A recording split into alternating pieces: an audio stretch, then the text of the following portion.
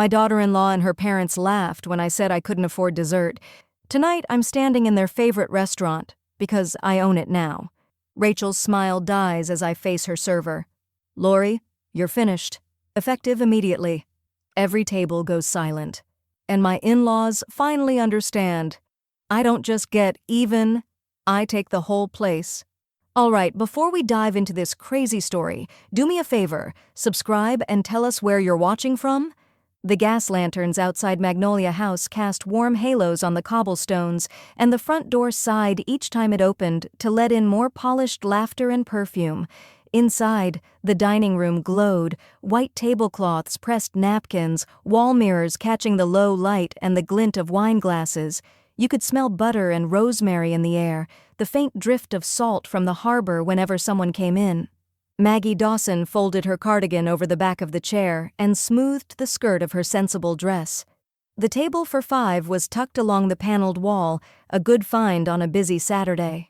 She'd gotten there 5 minutes early, habit, and watched the staff move with that choreographed competence restaurants learn if they want to survive. Murmur, glide, pivot, smile. When the hostess brought water, Maggie thanked her by name. The name tag said Julie, a small thing people like to hear. Peter arrived second, kissed his mother's cheek like a man already apologizing for something. "Traffic on East Bay," he said, shrugging out of his blazer. "You look nice, Ma." "I'm good," Maggie said, meaning it. "You?" He gave that tilted smile. "Works a lot, but yeah." Then Rachel arrived with her parents in a bright cloud of cologne and pearl earrings, a trio made for a dining room like this.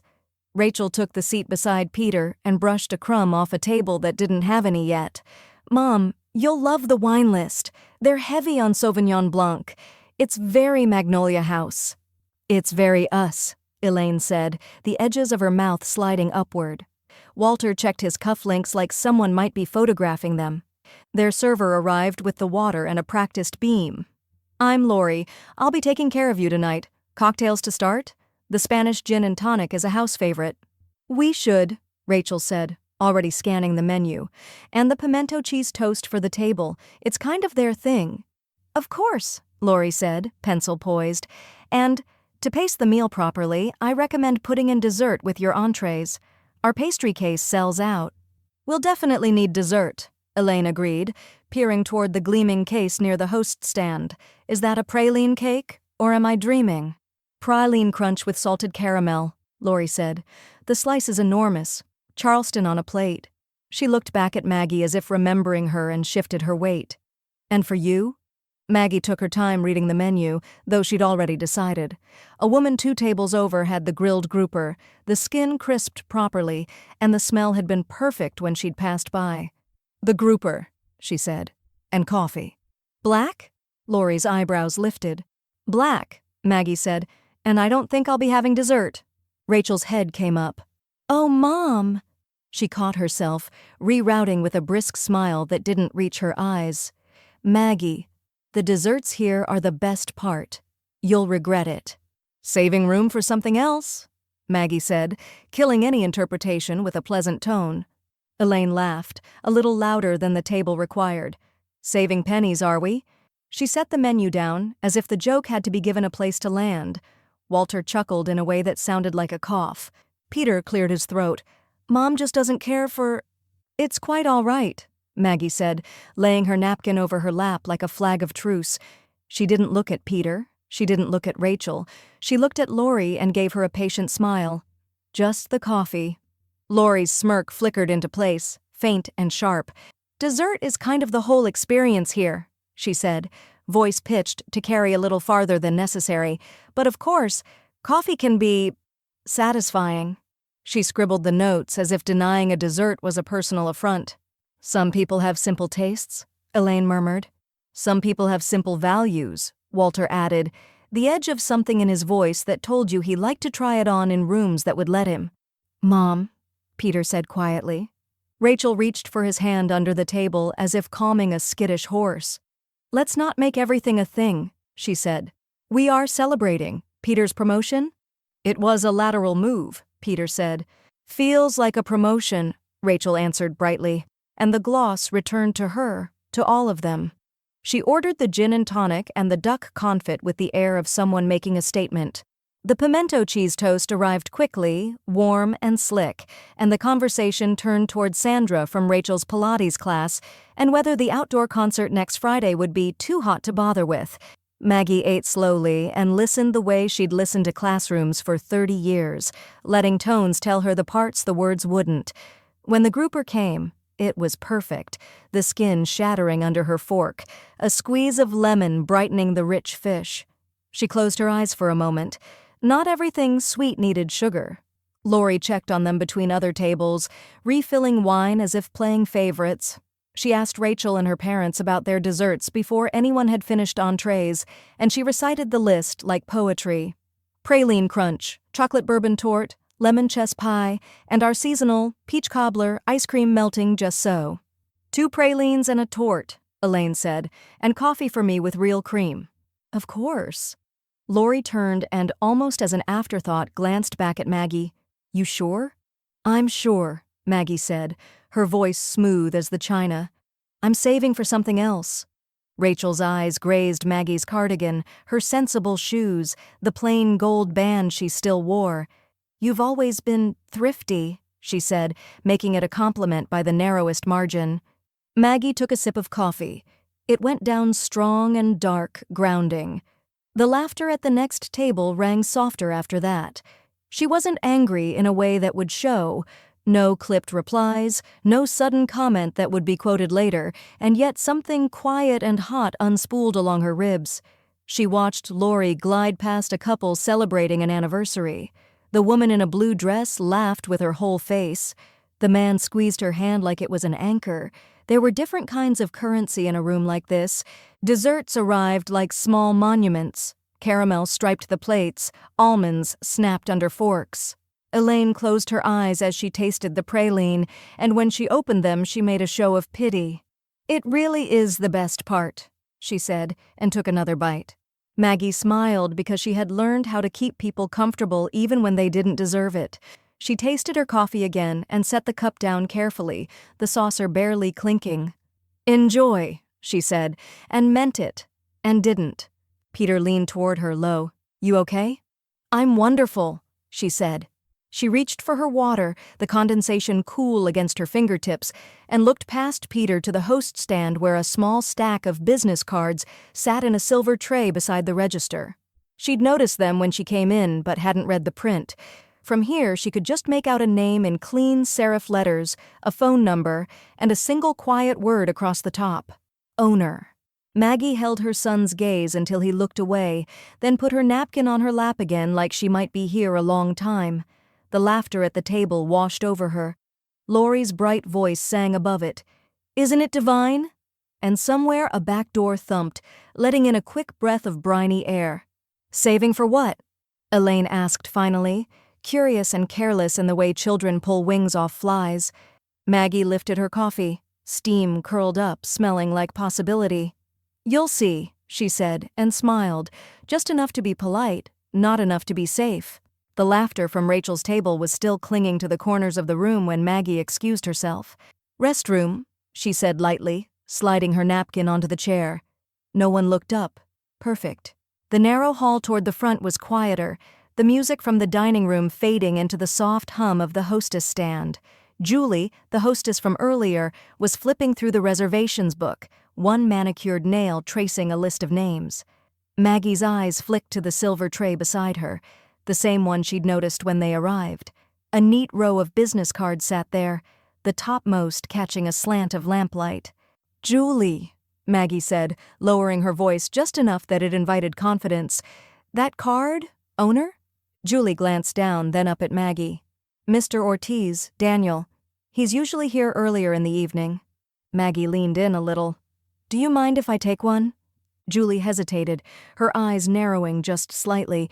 Then she slid a single card off the stack and placed it in Maggie's hand like it might be contraband. Don't tell Lori, she said, smiling in a way that wasn't entirely joking.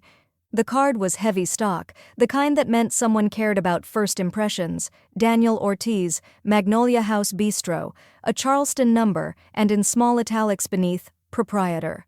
Maggie traced the embossed lettering with her thumb before tucking it into the side pocket of her purse. By the time she returned to the table, coffee still warm, no one had noticed she'd been gone. That was good. She preferred to move when the room wasn't watching. At home, the house smelled faintly of the lavender sachets she kept in her drawers, a small luxury from years back. Maggie hung her cardigan, slipped into her slippers, and set her purse on the kitchen table. She pulled out the card and laid it in the center, just above the placemat, where the light from the under-cabinet strip made the lettering glow. The landline still sat in its cradle on the wall, an artifact in a world that had forgotten them. She didn't call Daniel yet. First, she dialed a number she knew by muscle memory. "Angela Price?" came the brisk voice on the other end, no greeting wasted. "It's me," Maggie said. Well, you don't usually call after 9 unless someone's bleeding or you're buying something ridiculous." "I'm thinking about buying something," Maggie said, her fingers resting lightly on the business card. "A restaurant." Angela snorted. "Do you even want a restaurant?" "I want this one." Silence. But not the confused kind. Angela was a woman who could find the scent of strategy in a pile of nonsense. "You still have that inheritance sitting in CDs making less than inflation, right?" "Exactly," Maggie said. "It's time it started earning its keep." Angela's voice sharpened. "Then you'll need the bank. Discreetly. No chatter in the wrong ears. I can draw up preliminary questions." Maggie looked at the card again. "I want to meet the bank manager tomorrow, before the dinner crowd even knows this is in motion." "You still work with Sophie Miller at First Atlantic?" "Yes. She's smart. Likes to see people prove a point. I'll call her and tell her you're coming." Morning light in Charleston had a way of sneaking in sideways, gilding the edges of everything. The next day, Maggie walked into First Atlantic Bank in her navy blazer, the one she'd once worn for parent-teacher conferences when she needed to look like she meant business. Sophie Miller came out from behind her desk with a quick, curious smile. Early 40s, sharp eyes behind tortoiseshell frames. She shook Maggie's hand firmly and waved her toward the chair across from her. "Angela says you've got a project," Sophie said, leaning in, elbows on the desk. "I do. I want to buy Magnolia House Bistro." Sophie's eyebrows rose, but her smile didn't fade. "You have timing. Daniel Ortiz has been fishing for the right buyer, and you think you're that buyer?" "I know I am," Maggie said, "but I want the financing structured so I keep some liquidity. I'm putting in a substantial down payment myself." Sophie tapped a pen against her notepad, assessing. "You're not doing this for the romance of owning a restaurant, are you?" Maggie's lips curved, just a little. "Let's call it a blend of practicality and personal satisfaction." "I like a motivated borrower," Sophie said. "Bring me the numbers from Ortiz and we'll fast-track it, but I'll need your word. This stays between us." "You have it," Maggie said. She rose, shook Sophie's hand again, and slipped the card for Daniel Ortiz back into her purse. As she stepped back into the bright Charleston air, the breeze off the harbor carried the smell of salt and possibility. Somewhere inside that restaurant, the same laughter would be happening next weekend, but not under the same owner. She could already see it, and this time, the punchline would be hers. Magnolia House looked different in the daylight. No candlelight softening the corners, no clink of silverware over curated music. Just the bones of the place, wide plank floors scuffed in the high-traffic lanes, crown molding painted a shade too bright, the faint smell of last night's sautéed onions lingering despite the open windows.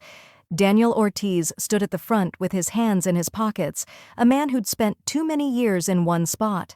Mid-50s, hair silvering unevenly, his sport coat hanging looser than the photos on the About Us wall suggested. He offered a hand, his grip warm but tired. "Maggie," he said, "you caught me on a rare morning. I'm not putting out a fire. Come in." She followed him past the hostess stand, where the silver tray of business cards sat refilled, each one perfectly aligned. Her eyes flicked toward it, then forward. Daniel walked with the pace of someone who had once been proud of this place, now measuring its worth in square footage and overdue invoices. "We opened 17 years ago," he said, sweeping an arm toward the dining room. "Used to have a wait list 2 months out for the holidays." "Now?" He shrugged. "Tourist season keeps us alive, locals keep us honest, and the staff, He let the word hang, heavy as an unbussed tray. The booths were upholstered in deep green leather that had cracked at the edges. Maggie ran her fingers along one seam. "Still sturdy," she said. "Mostly," Daniel replied. "But you learn where the flaws are. Lori, for example. You've met her?" "Briefly." He gave a short, dry laugh. "She's talented with regulars she likes, but the complaints, they come in like clockwork. If I let her go, I'd be refilling half the schedule myself until we find someone else. Hard to fire someone in this town without the whole service industry knowing by lunch." They passed into the bar area. Daylight made the smudges on the glassware visible, the dust in the corners of the bottle shelves. Daniel noticed her glance. "We clean nightly. There's always something." The kitchen was another world, stainless steel, the low hiss of the pilot lights still burning under empty griddles. A line cook in a white apron was prepping onions, his knife steady, the pile growing on a cutting board scarred from years of service. "Good crew back here," Daniel said. "They keep the ship afloat. Equipment's mostly solid. Couple of the burners need replacing. Mixer's temperamental. The walk-in cooler's fine now, but she's had her moments."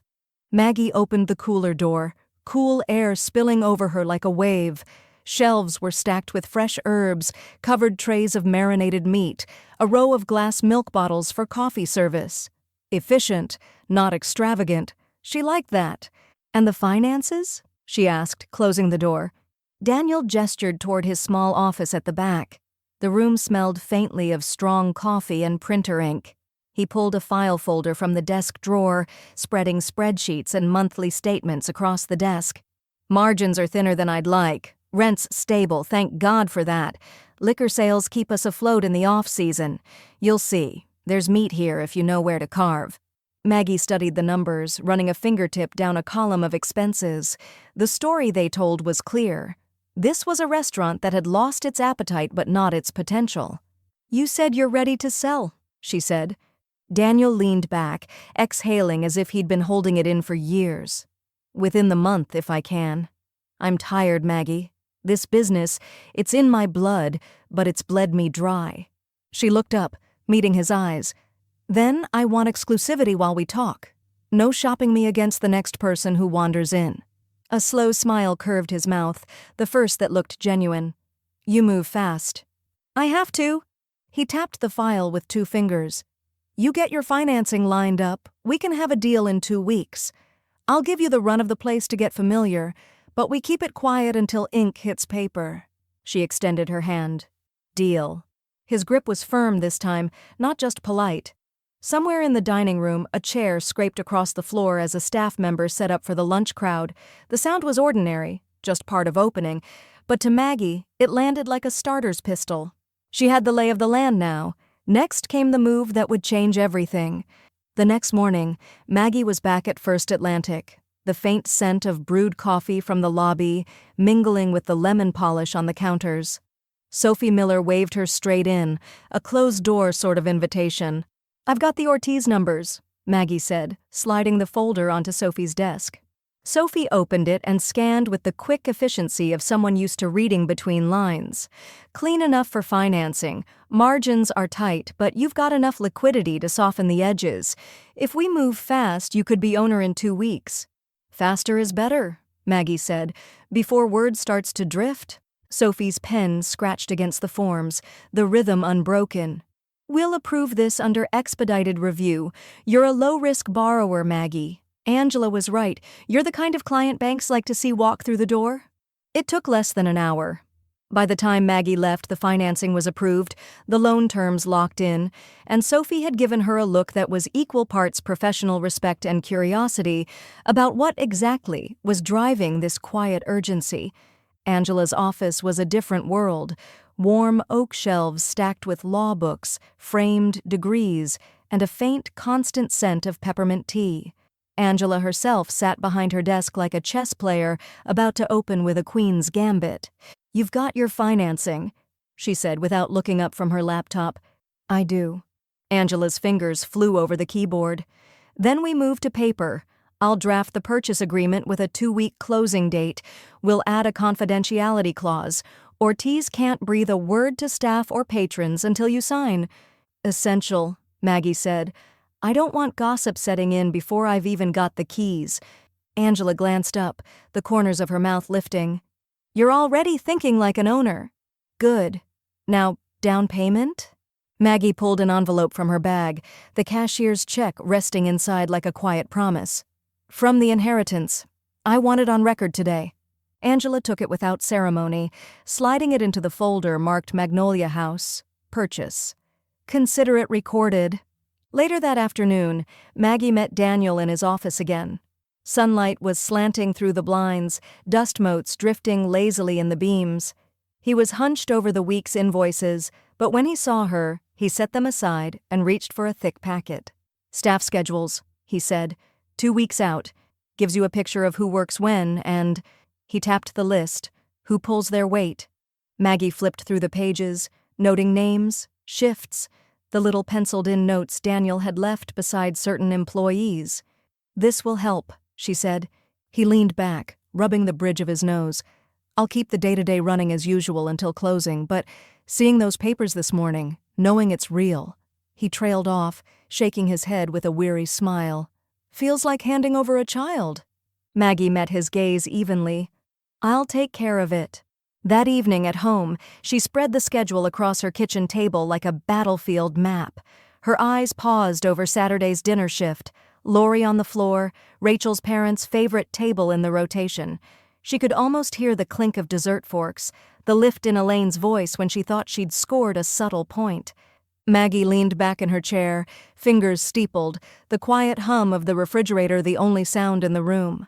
The plan was beginning to crystallize, not revenge for the sake of cruelty, but a correction, a quiet, undeniable statement that the balance of power had shifted. She imagined the moment they'd see her standing there, not as a guest, but as the one who could set the terms. It would be Saturday soon enough. And when it came, the table would be set exactly the way she wanted. Saturday evening slid into Charleston with a golden haze, the kind that made storefront glass shimmer and tourists linger on sidewalks. Inside Magnolia House, the air was cool and perfumed with butter, seared meat, and the faint, sweet note of vanilla from the pastry case. Maggie's table was set in the far corner, near a window that gave her a clear view of both the front door and the dining room's long central aisle. The hostess, at Maggie's quiet request earlier in the week, had ensured it. She arrived 5 minutes early, as always, slipping into the seat where the light fell just behind her shoulder. The first sip of her iced water was cool against the hum of anticipation running under her skin. She didn't need to check her watch to know when they'd arrive. Sure enough, the door swung wide in a gust of humid night air, and in came Rachel, Peter, and the Hugheses like a well-rehearsed stage entrance. Rachel's hair caught the chandelier light, Walter's laugh came a beat too loud, and Elaine's pearls sat perfectly at her collarbone. Lori was there before the hostess could move, greeting them with a warmth she'd never spared for Maggie. A hand on Walter's shoulder, a familiar lean toward Rachel. It was a little performance all its own. Maggie let her gaze drift down to the menu, not because she needed it, but because it gave her the small pleasure of looking entirely unconcerned. When Lori arrived at her table, order pad in hand, Maggie smiled like any other guest. The chef's tasting menu, please, and coffee, and I'll have the dessert course as well. Something flickered across Lori's face, but she wrote it down with professional efficiency. The meal came in stages, each course a quiet exercise in patience. Maggie savored the grilled oysters with lemon foam, the braised short ribs that fell apart under her fork. Each time Lori returned, pouring wine, clearing plates, Maggie thanked her with calm precision, meeting her eyes just long enough to register surprise. From across the room, Rachel's table was animated, voices rising in bursts. Maggie caught snippets. Something about renovations on their street, a cruise they might take in the fall. She could feel Walter's glance sweep her way before he leaned toward Elaine and said something that made her lips purse into a smirk. When dessert arrived, a delicate praline tart crowned with spun sugar, Elaine's voice carried. Now this is more your speed, isn't it? Walter chuckled, low. At least she's treating herself tonight. Maggie set her fork down lightly, the spun sugar still trembling. It's wonderful, she told Lori as the plate was set before her. Thank you. Her tone was warm enough to make Lori nod before realizing the exchange had given away nothing. Halfway through her coffee, Daniel appeared at her table, hands in his pockets. His expression was a careful mask, but the crease beside his mouth betrayed the weight of something unsaid. "Got a minute?" he murmured. She followed him to the back office, the muffled clink of silverware fading as the door shut behind them. Papers were spread across his desk, his reading glasses pushed up into his hair. "Just got off the phone with Angela," he said. "Closing date's been moved up. Thursday." For a moment, Maggie didn't answer. She was picturing the calendar in her kitchen, the neat black squares marking time. Thursday meant 4 days. Thursday meant no more pretending to be just another patron. "Why the change?" she asked. "Bank wanted to lock the rate before the quarter ends. Works for me if it works for you." "It works," she said, a slow satisfaction unfurling in her chest. Daniel leaned back in his chair. "By the time they're back here for their next dinner, you'll be signing paychecks." Maggie glanced toward the closed door, as if the hum of the dining room might carry her answer back to that corner table. "Good," she said. "I'd hate for them to miss the main course." She stepped out into the hallway, the scent of praline and coffee drifting in from the kitchen, and thought, the clock had started ticking louder. Thursday morning came dressed in that sharp, clean light Charleston gets when the humidity hasn't woken up yet. Maggie parked 2 blocks from Angela's office, walking the rest of the way with her bag hooked neatly over her arm, the faint click of her low heels against the brick sidewalk sounding like punctuation marks. Angela's receptionist ushered her straight in. The oak desk was cleared except for a stack of cream-colored folders, each marked with neat tabs. Angela herself was in a navy suit, hair swept back, the smile she wore not quite concealing the charge of the moment. "Ready to make this official?" she asked. Maggie sat, signing where Angela's well-manicured finger indicated. The pen was heavy, the ink a deep, certain black. Each signature felt less like writing her name, and more like pressing it into the fabric of something permanent. When the last page was done, Angela slid a thick document into a blue folder and pushed it across the desk. "You are, as of 10:03 this morning, the legal owner of Magnolia House Bistro." Maggie closed her hand over the folder, the paper warm from Angela's touch. She let the weight settle in her lap for a beat before standing. "Then let's get to work." Daniel was waiting at the restaurant, leaning against the hostess stand like a man between lives. He straightened when she came in, a set of keys dangling from his hand. They clinked softly as he dropped them into her palm. "Congratulations, Maggie." His voice carried a thread of relief, maybe even gratitude. "It's yours now." She looked at the keys, polished brass, one tagged office, another kitchen, and then back at him. "Thank you for trusting me with it." He exhaled. "Take care of her." The floor manager, a sharp-eyed woman named Nina, met her in the dining room. Maggie gestured toward an empty booth, and they sat, menus spread out like evidence. "I want to start with service," Maggie said. "Uniform greeting at every table. No favorites, no cold shoulders. We keep the tone warm, but not familiar in ways that cross the line." Nina nodded, jotting notes. "Kitchen runs tight. It's the floor where we get slip-ups. Then we tighten it." They moved on to table settings, menu pacing, and staff communication. Maggie's questions were precise, her adjustments measured. Nothing flashy, nothing that would spook the crew, but enough to signal that the air had shifted. After Nina left, Maggie unlocked the office and sat at Daniel's old desk. The light through the blinds cut the room into clean bars of shadow and sun. She opened the personnel files, flipping through until she found the one she wanted. Lori. The record was thicker than the others. Customer complaints, some formal, some handwritten on sticky notes, instances of tardiness, arguments with kitchen staff, a couple of glowing reviews from favored tables, the kind that proved she could do better when she wanted to. Maggie read every page, her expression never changing. Then she opened a new folder and began drafting termination paperwork. The language was neutral but firm, the date set for Saturday night. She clipped it all together, slid it into the top drawer, and locked it. By the time she stepped back into the dining room, the lunch rush had begun. The sound of cutlery, the low hum of conversation, the occasional burst of laughter. It all belonged to her now. She stood for a moment, absorbing it, then walked the length of the room, her hand brushing the back of each booth like a silent introduction. Saturday, she thought, first night as owner, and when that night came, the real work and the real satisfaction would begin. The low amber glow from the pendant lights made the dining room look like a scene from a postcard. Tables already filling, waitstaff gliding between them with trays balanced high, and the low thrum of conversation punctuated by the pop of corks. Magnolia House was humming, the rhythm steady and assured, and tonight, that rhythm belonged to Maggie. Upstairs in her small office, she stood before the mirror. No sensible cardigans tonight.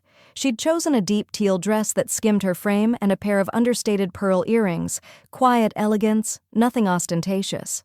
The kind of outfit that could let her pass as either a guest or the person who paid the invoices. She smoothed her hair back, slipped on a watch she hadn't worn since her retirement party, and took a final breath before heading down.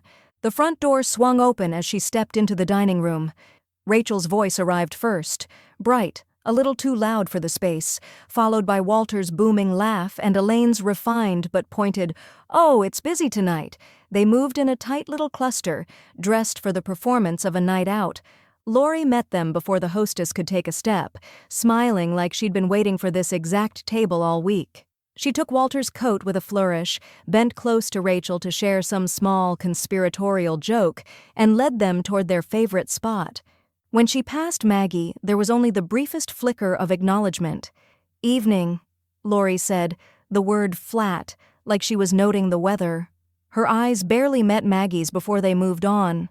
Maggie didn't slow her own pace, simply let the corner of her mouth lift as she crossed to the bar. Angela was already there, perched on a high stool in a dark blazer, a gin and tonic sweating on the counter in front of her. She had the expression of someone watching a chess match from the winning side. "You look like you're about to host a gala," Angela murmured as Maggie joined her. "I'm just here for dinner," Maggie said, the mildness in her voice betraying nothing. Nina, the floor manager, appeared beside her with the night's seating chart. Maggie leaned over, scanned the penciled-in names and times, then tapped the line for table 6, the Hughes' choice spot. "When the entrees go out," she said quietly. Nina's eyebrows ticked up, but she gave a small nod before slipping back into the current of the dining room. Maggie took her seat at a corner table, angled so she could watch without craning her neck. She ordered the roasted duck, a side of asparagus, and the chocolate bourbon torte for dessert. The courses began to move through the room, silver domes lifted in little bursts of theater, plates set down with murmured descriptions. Across the way, Rachel gestured with her wineglass, her bracelets catching the light. Elaine was leaning toward Laurie, her hand making a small, dismissive wave as if recounting something unworthy of her time. Walter laughed again, the sound carrying just far enough to turn a few heads. Maggie sipped her water and let the details filter in, the way Laurie lingered at their table longer than the others, the extra refill before anyone had to ask, the casual touch to Rachel's shoulder, all the little courtesies that could vanish in an instant. Angela caught her eye from the bar and raised her glass in a small salute. Maggie returned the gesture with a nod, her hand steady. The scent of seared meat drifted from the kitchen, the clatter of pans rising for a moment before being swallowed by the dining room's steady hum. The pace was building, the night leaning toward that perfect midpoint when the first courses are cleared and the anticipation for the main event hangs just long enough to sharpen the appetite. Maggie rested her hands on the table, fingers tapping once against the linen. Entree were about to go out, and with them, the first move in a game they didn't yet know they were playing. The silver domes lifted from entrees in unison, releasing steam and scent into the air, a chorus of rosemary, garlic, and seared meat. Maggie watched from her corner as table 6 leaned in, pleased, their world a small, self-satisfied bubble. She rose slowly, smoothing her dress, letting each step carry the weight of calm inevitability. Heads turned in her wake, not because she commanded attention, but because she moved with the assurance of someone who belonged everywhere she set foot. When she reached their table, Rachel looked up mid-sentence, her smile catching, faltering. "Oh, Maggie," she said, as though finding her there was mildly surprising, mildly inconvenient. "Good evening," Maggie said warmly, her voice carrying just enough to invite nearby tables into the moment. "I hope everything is to your liking tonight." Walter leaned back, fork poised in midair. "Can't complain," he said, though the note in his voice suggested he might if given the opening. Elaine dabbed at the corner of her mouth with her napkin. "We're managing," she said. Maggie's smile deepened. "I'm glad to hear it." She straightened, drawing a slow breath, and turned, not just to them, but to the entire dining room. "If I could have your attention for a moment," she said.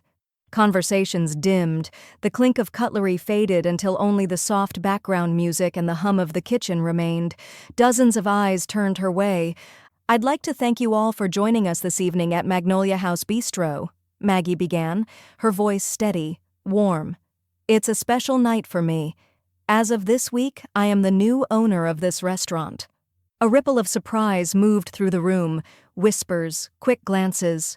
At table 6, Elaine's brow arched sharply. Walter's fork clinked against his plate. Rachel flushed a shade that clashed with the wine in her glass. "I look forward to building on the tradition that's made this place a Charleston favorite," Maggie continued, "and I'm deeply grateful for your patronage as we begin this new chapter." She let the moment settle, then turned slightly toward the service station where Lori stood frozen, tray in hand, the smile she'd been wearing now brittle at the edges.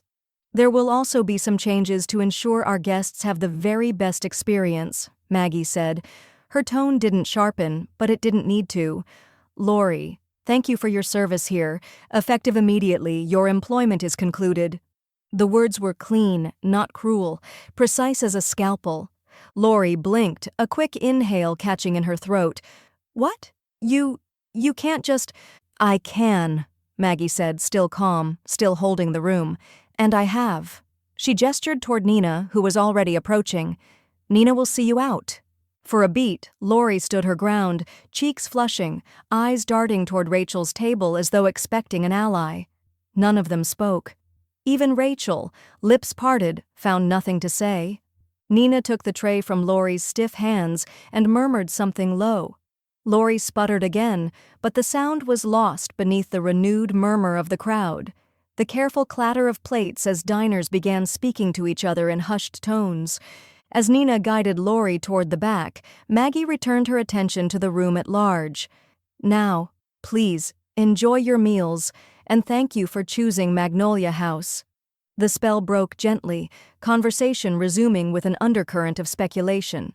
Maggie let her gaze pass once more over table 6, catching Rachel's eyes just long enough to see the red still high in her cheeks. Then she inclined her head slightly and stepped away, each measured stride taking her toward the bar, where Angela was smiling like someone who'd just witnessed a masterstroke. Maggie didn't sit. She stood watching the dining room settle again and thought, the first course was over. The real feast was still to come. By the next morning, the story had grown legs. Maggie was at her kitchen table with her coffee when the first ping hit her phone, a local food blogger's Instagram post.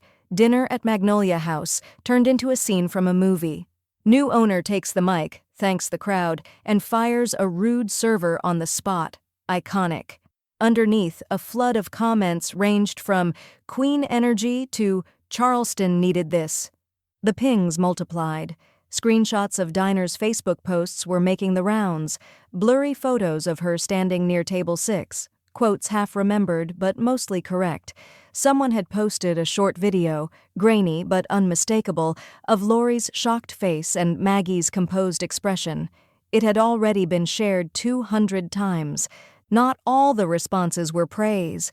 A Twitter thread had sprung up accusing her of public humiliation and management via spectacle. One commenter sniffed, "Not professional to make a scene, no matter the provocation." Maggie scrolled once, then set the phone down. She'd learned long ago that looking too closely at noise made you hear it longer than it lasted. Before noon, her desk phone rang. Sophie's voice came through bright and crisp.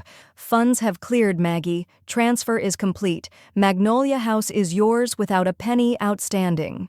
Maggie smiled into the receiver. "Good to hear, Sophie. Let's make sure the accounts stay as clean as the plates leaving my kitchen. Angela stopped by that afternoon, dropping into the chair across from Maggie's desk with a legal pad and a raised brow. "You made a splash," she said, "and I'm not talking about the stock pot in the kitchen." "I'm aware," Maggie said. Angela leaned forward, elbows on her knees. "Just know, Rachel's parents aren't the sort to lick their wounds quietly. They'll frame this however they can, especially if they think they can bruise your reputation before it sets." "Then we make the reputation harder to bruise," Maggie replied. The next days were a flurry. Table settings tightened, every fork aligned, every water glass filled before the first menu hit the table. She had Nina retrain the staff on greeting protocols, timing checks, and plate presentation. Maggie worked the floor herself during the busiest hours, introducing herself to guests, asking about their meals, and remembering their answers. The shift was immediate. Tips went up. Online reviews ticked upward with phrases like "new energy" and "polished service." The reservation book, which had been comfortably half full, began to fill to the margins. By Wednesday, they were booking 2 weeks out for weekends. In the middle of the rush, Maggie kept her composure, never letting the pace or praise dull her focus. The plan wasn't just to recover from a scene, it was to plant her ownership so deeply in the public's mind that no whisper campaign could uproot it. Thursday morning, as she was reviewing invoices in the office, Nina came in holding an envelope. "This came by courier. Thought you'd want to open it yourself." The paper was thick, the handwriting on the front unfamiliar. Inside, a printed letter on official-looking stationery. "Notice of formal complaint. Charleston Business Bureau." The language was clipped and full of vague accusations, claims of creating a hostile dining environment, demeaning treatment of staff, and unprofessional conduct unfit for hospitality. Attached were signatures: Walter Hughes, Elaine Hughes. Maggie read it twice, then set it down carefully, as though it were something that might stain if she wasn't careful. Nina shifted her weight.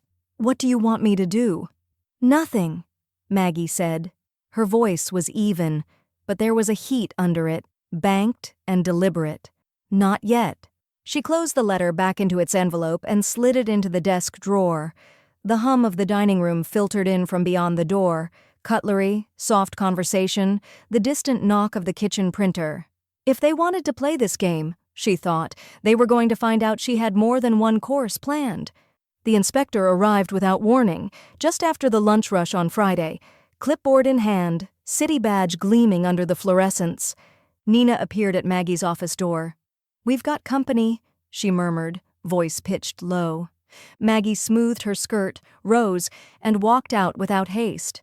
"Welcome to Magnolia House," she said, meeting the inspector's eyes. "You'll want the full tour, I'm sure." They began in the kitchen. The inspector's gaze swept over everything: the gleaming counters, the storage shelves lined with neatly labeled bins, the spotless cutting boards stacked by size. He pulled open the cooler door, thermometer already in hand. Maggie noted the way her kitchen staff froze for half a heartbeat before resuming their work, each motion now just a bit more deliberate. A few notes were jotted on the clipboard. "This storage bin's missing a label," the inspector said, tapping a clear container of herbs. "On it," one of the prep cooks called, already peeling a label from the roll and writing in block letters. They moved to the fry station. "Bit of grease here," the inspector said, pointing with his pen. The line cook grabbed a rag and cleaner before the sentence was finished. Maggie caught the faintest curve at the inspector's mouth, not approval yet, but interest. The walkthrough continued: dry storage, dish pit, pantry. At each stop, the only issues were small: a single dented can pulled from a stack, a missing date on a sauce container. Each correction happened immediately without complaint or delay. Back in the main kitchen, the inspector flipped a page on his clipboard. "I don't see many operations respond this fast," he said, his tone warmer now. "Your crew's disciplined." "They're professionals," Maggie said. She didn't smile. She let the words stand on their own. He scribbled a few final notes, then tucked the pen behind his ear. "Minor infractions only. You'll have the official report in 3 days, but, off the record, you're in excellent shape." When the inspector left, Maggie gathered the kitchen team near the prep counter. Steam from the dish pit curled behind them, the low sizzle of the grill punctuating her words. "You handled that exactly the way I expect this place to handle everything, promptly, cleanly, without fuss," she said, "which is why you're each getting a bonus this week."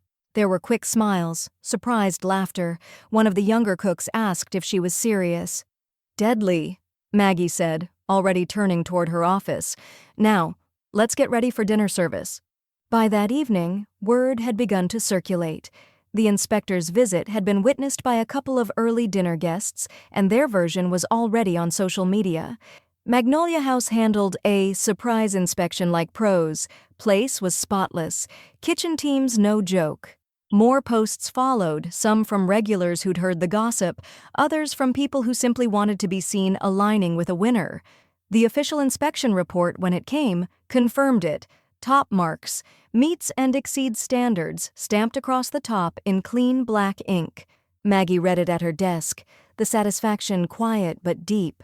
This had been meant as a blow. She could see Rachel's fingerprints all over the timing, but instead it had burnished her reputation. Outside her office window, the dining room filled for the night. Voices rose and fell in the warm rhythm of service, the clink of glass and plate like music. The complaint was nothing now. The smear had missed its mark, but she knew better than to think they'd stop here. If anything, the failed attempt meant they'd come at her harder next time, and Maggie Dawson had no intention of being caught standing still when they did. On Tuesday afternoon, Nina slipped into Maggie's office with a printout in hand. "Critic," she said simply, tapping the paper. It was a reservation confirmation, one name standing out in bold italics: Thomas Ellery, food columnist for the Charleston Gazette. Maggie leaned back in her chair. "When?" "Tomorrow night. Table for 1. 7 o'clock. Put him by the front windows," Maggie said. "He likes to people watch, and make sure his server is Lucas. He never misses a beat." Wednesday evening, the air in Magnolia House carried a sharper edge of purpose. The front windows gleamed from a fresh polish, candles at each table burned with even flames, and the faint notes of jazz drifted just loud enough to be heard between conversations. When Ellery arrived, slim, glasses perched halfway down his nose, Maggie herself greeted him at the door. "Mr. Ellery, welcome," she said, the warmth in her voice genuine but measured. "We've prepared a table that I think you'll enjoy." He glanced around, taking in the bustle before following her to the corner window seat. From there he could see the whole dining room, the street beyond, and the choreography of the staff. Lucas appeared with water before Ellery had even settled his coat. "Chef's compliments," he said, setting down a small amuse-bouche. Tiny tart shells filled with whipped goat cheese and a drizzle of rosemary honey. The service unfolded like clockwork. Plates arrived at the perfect moment, each one explained with quiet precision: seared scallops over sweet corn puree, lamb shank with a time reduction, finishing with the chocolate bourbon torte that gleamed under a thin sheet of caramel. Maggie kept her distance, watching the rhythm from across the room, stepping in only to smooth a detail, replacing a candle that burned too low, adjusting the flowers in a nearby vase. Ellery ate without rush, his pen moving now and then across a small leather notebook. No visible signs of delight, but no frowns either, just the cool concentration of a man gathering impressions. When dessert was cleared, Maggie approached with 2 small cups of espresso. "On the house," she said. "I hope your evening's been a pleasant one." He regarded her over the rim of his glasses. "You've made changes," he said. She smiled. "Just a few." The review landed the following Monday. Headline: Magnolia House, a refreshing new chapter. Ellery praised the polished but unpretentious service, the renewed attention to plate composition, and a vision that understands both tradition and momentum. The closing line read, "Under its new owner, Magnolia House feels less like a business and more like a promise kept." The impact was immediate. By noon, the online reservation system had crashed under the influx of requests. When it came back up, weekends were booked out for the next 3 weeks. The phone lines buzzed with callers begging for cancellations they could snap up. Staff energy shifted too. Servers straightened their shoulders, kitchen laughter ran louder between orders, and even the dishwashers moved with a rhythm that seemed lighter. Maggie noticed it all but said little, letting the pride settle in naturally. By Thursday, she was sketching ideas in a leather-bound notebook at her office desk. Community nights, scrawled across the top of the page. She pictured a rotating prix-fixe menu featuring local produce, live jazz trios in the corner, maybe even hosting charity dinners for neighborhood causes. It would root Magnolia House deeper into Charleston than any review could. Nina poked her head in. "We're full tonight again, and tomorrow, and the day after." "Good," Maggie said, closing the notebook. "Let's make sure they keep coming for the right reasons." But as she moved to the window overlooking the dining room, watching the tables fill with faces she didn't yet know, a thought threaded through the satisfaction. Rachel's family would see every word of that review, and they wouldn't take it as a surrender. If anything, the next move on their side was already in play. The lunch crowd was just beginning to build when the front door swung open, and in walked Rachel, Walter, and Elaine. No Peter this time. Sunlight spilled in behind them, catching the shimmer of Elaine's scarf and the faint, smug set of Walter's jaw. Maggie was at the hostess stand before anyone else could move. "Welcome to Magnolia House," she said, her tone polite but infused with a quiet authority. "Your table's ready." She led them herself, not to their usual corner, but to a table near the center, where they were visible from every angle. The linen was crisp, the cutlery gleamed, and the vase held fresh tulips in a shade that almost matched Elaine's lipstick. "I trust this will do," Maggie said, pulling out Elaine's chair with a small, deliberate smile. "It's fine," Elaine replied, smoothing her scarf.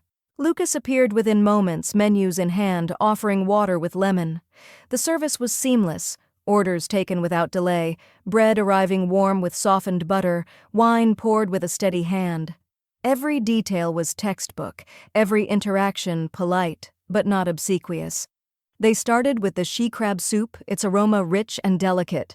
When the entrees came, pan-seared salmon for Walter, roast chicken for Elaine, a beet salad for Rachel, the plates were perfect, the timing flawless. Walter cut into his salmon, then leaned back slightly. "You know," he said, voice pitched for the table but carrying a touch too far. "Last time we were here, there was that dessert situation." Rachel shifted in her seat, eyes flicking toward her mother. Elaine's hand paused over her fork. Maggie didn't miss a beat.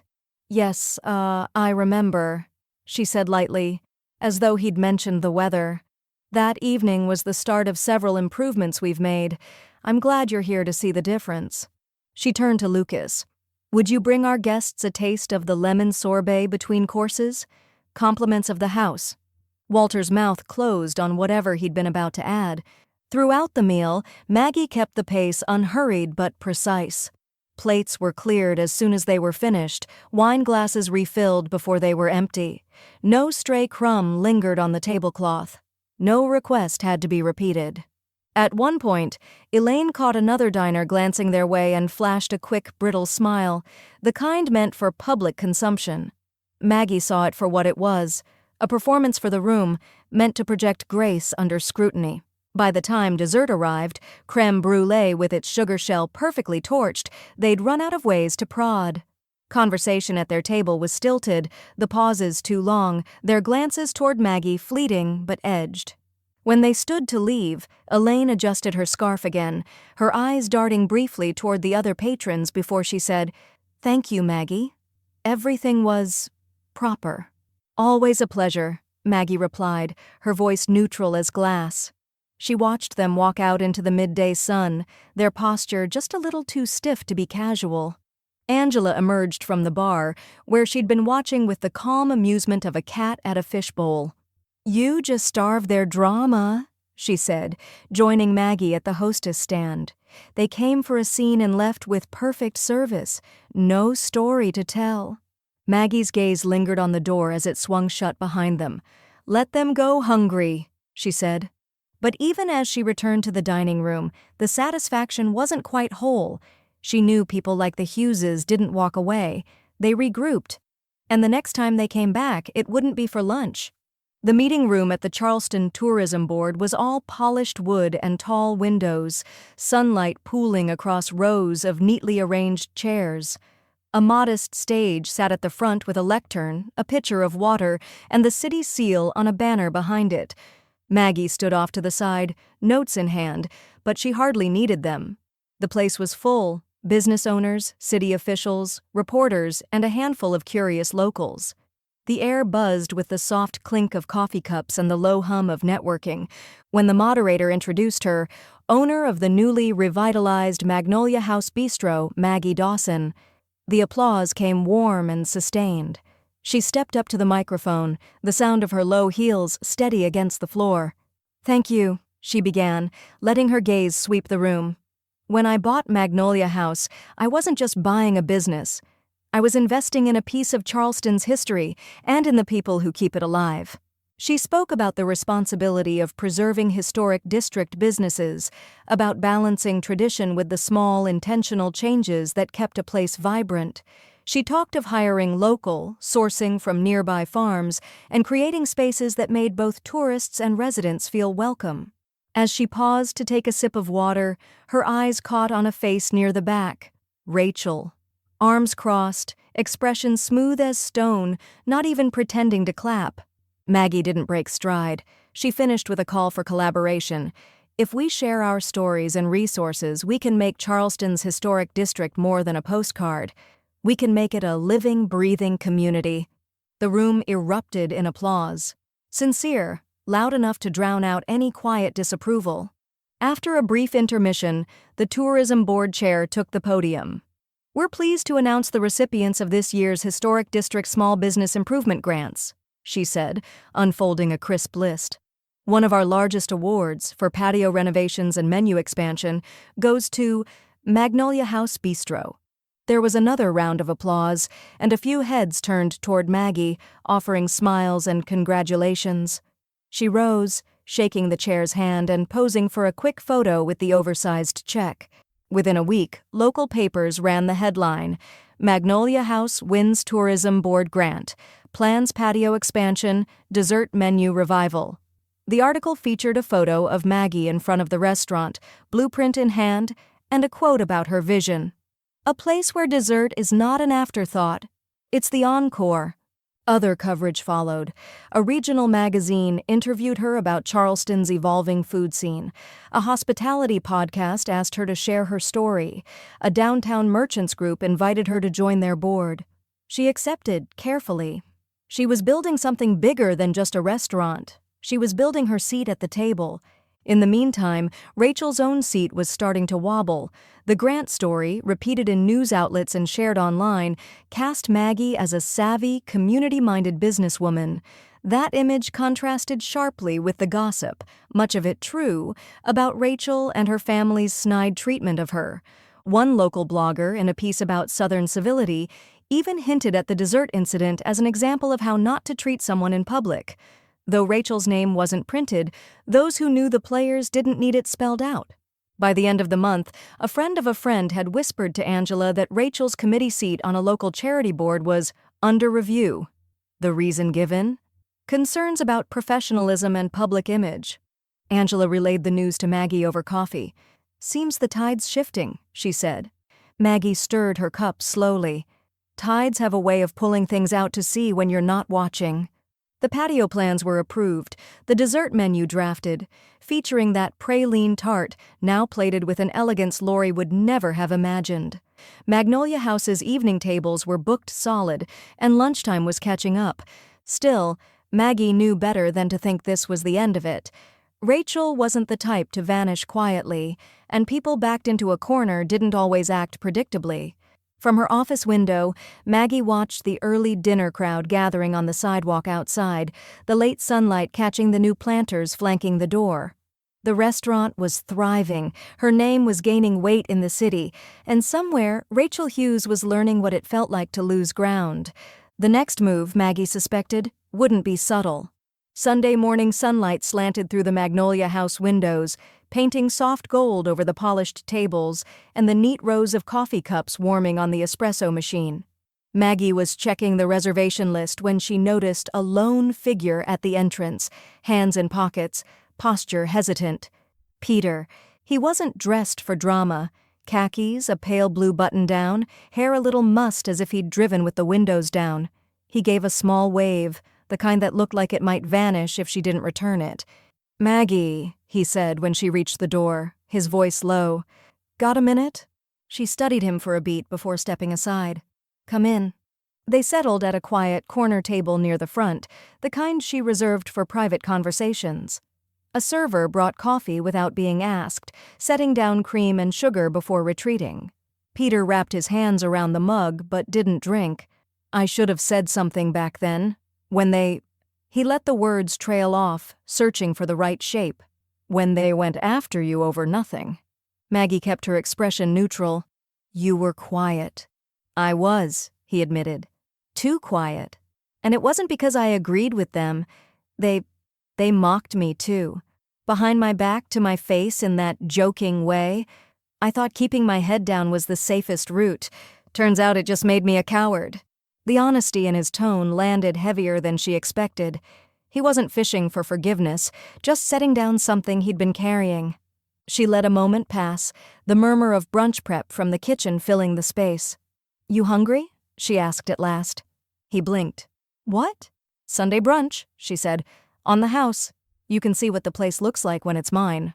By 10:30, the dining room was alive with clinking cutlery and the rich scent of maple syrup and coffee. Maggie guided Peter through the bustle, pointing out the refinished woodwork, the new art on the walls, the patio framed by fresh planters. Every table was full, laughter and conversation overlapping in a comfortable hum. He noticed the staff, too, servers moving with an easy confidence, kitchen runners gliding out with plates balanced like choreography. "Feels different," he said quietly. "It is," Maggie replied. "It's not just a restaurant anymore. It's a place where everyone knows they're part of something." They sat near the window, sunlight spilling over plates of crab cakes, Benedict, biscuits with whipped honey butter, and fruit glistening under a drizzle of mint syrup. Peter ate slowly, taking in the room as much as the food. "You did this," he said finally, setting down his fork. "I had help," she said. "But yes, I did." He hesitated, then asked, "Do you need any help keeping it this way?" Maggie studied him over the rim of her coffee cup. "Funny you should ask. I'm looking for someone to handle part-time bookkeeping. The numbers are too important to juggle between a dozen other things." Peter looked surprised, then thoughtful. "I could do that. I still have my CPA license. And—" he gave a small, sheepish shrug. "It'd be nice to be somewhere that doesn't see me as the punchline." Maggie set her cup down. "Then come by Tuesday. We'll make it official." They lingered until the last of the brunch crowd began to clear. Outside, the street shimmered with late-morning heat, and inside, the staff reset for the lunch service without missing a beat. As Peter left, he paused at the door. "Thanks, Maggie, for, letting me back in the door." She met his eyes evenly. "Don't thank me yet. Just show up." When he was gone, she returned to her office, the ledger still open on her desk. It felt strange, the idea of having him in her corner now, but not unwelcome. Still, a corner of her mind stayed watchful. She knew this story with Rachel's family hadn't played its last scene, and when it did, Peter's presence could be an asset or a liability. The last lunch guests had barely cleared before the blinds were drawn and the "Closed for private event" sign went up in Magnolia House's front window. The dining room smelled faintly of rosemary and lemon from the midday service, but the tables were now pushed to the sides, leaving the center open for a long buffet of wine, sparkling water, and platters of hors d'oeuvres. Maggie stood by the bar, sleeves rolled, hair swept back, watching as her staff trickled in. Servers still in their black shirts, kitchen crew with jackets swapped for t-shirts, laughter loosening the posture of a workday. Sophie arrived in a linen dress, Angela in her usual tailored blazer, and Peter in a clean button-down that made him look younger than he had in years. Once everyone had a drink in hand, Maggie stepped forward. The chatter softened, then hushed. "I've been thinking a lot lately," she began, her voice warm but clear, "about what makes a place worth walking into. worth staying for. She let her eyes move across the room, at Lucas leaning against the counter, at Nina standing with her arms folded but smiling, at the line cook who'd once blushed through a compliment from the health inspector. Food matters, atmosphere matters, but the real ingredient, the one you can't fake, is respect for the craft, for the guests, for each other. She lifted her glass. So here's to respect being the main ingredient here, every day, no matter who walks in that door. Glasses lifted in response, the cheer echoing off the old crown molding. A few claps followed, and then the music started. A soft jazz trio piped through the sound system, the same playlist Maggie had picked for her first night as owner. Nina stepped forward then, holding something wrapped in brown paper. "From all of us," she said, a little awkward but grinning. "For the boss who makes us want to come to work." Maggie peeled back the paper to reveal a photograph, framed in dark wood, of opening night under her ownership. The shot caught her mid-laugh behind the bar, Angela in the background, the dining room full, candles glowing. She felt the breath catch before she could stop it. "It's beautiful," she said softly. "You didn't have to—" "We wanted to," Lucas interrupted. "That night changed this place." Sophie clinked her glass against Maggie's. "You changed this place." Peter, standing just behind Sophie, added with a crooked smile, "And somehow, you let me be part of it." The room eased into motion again, staff swapping stories, Sophie and Angela deep in conversation near the buffet, Peter laughing with a prep cook over some long-forgotten lunch rush disaster. The music wove through it all, mellow and unhurried, the kind of sound that made you want to linger. Maggie found herself by the window for a moment, looking out at the empty patio where the new furniture would go soon. The night air pressed faintly against the glass, carrying the scent of the street's magnolias. "They thought the joke was on me," she murmured, almost to herself. "They didn't know I'd own the punchline."